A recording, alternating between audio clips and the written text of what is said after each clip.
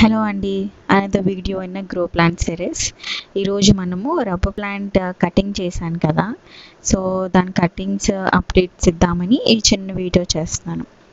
అసలు ఎంత బ్యూటిఫుల్గా ఉందో అసలు కటింగ్ చేసిన తర్వాత.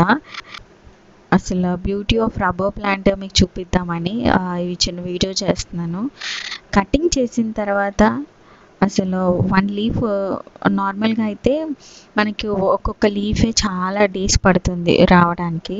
బట్ ఇది కట్ చేసిన తర్వాత ఒక లీఫ్లోనే అంటే గ్రో అయ్యే దగ్గరే 2 లీవ్స్ వచ్చాయి. సో నాకు చాలా బాగా అనిపించింది. ఫస్ట్ టైం కటింగ్ చేశాను రబ్బర్ ప్లాంట్, చాలా బాగా అనిపించింది.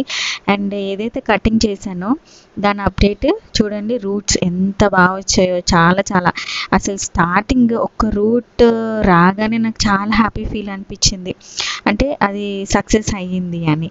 సో మనం ఎప్పుడైనా కటింగ్స్ మీరు కనుక ఒకవేళ కటింగ్ చేసేటట్లయితే ఈవినింగ్స్ మీరు కట్ చేసుకోవాలి, ఆఫ్టర్నూన్స్ అలా చేయకూడదు.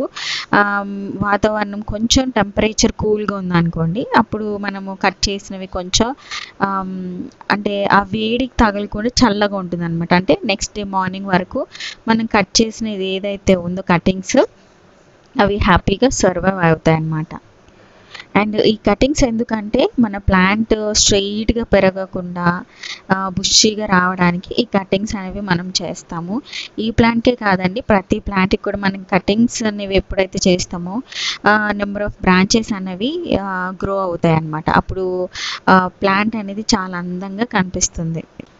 అండ్ నాకైతే ఈ రబ్బర్ ప్లాంట్ చాలా బాగా అనిపించింది, ఎందుకంటే 2 లీవ్స్ వచ్చాయి కదా, నాకు ఒక హ్యాపీ ఫీలింగ్, అసలు ఏదో మిరాకిల్ జరిగినట్టు బాగా అనిపించింది. అండ్ పక్క నుంచి ఇంకొక చిన్న బడ్డింగ్ కూడా స్టార్ట్ అయింది అనమాట. సో మనం ఇలా కట్ చేసుకుంటే ఏంటంటే నెంబర్ ఆఫ్ బ్రాంచెస్ అనేవి గ్రో అవుతాయి అన్నమాట.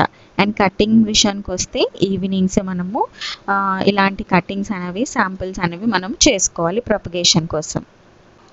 సో ఇది నా propagation update and rubber plant update చిన్న video. See you all in next video. Bye bye.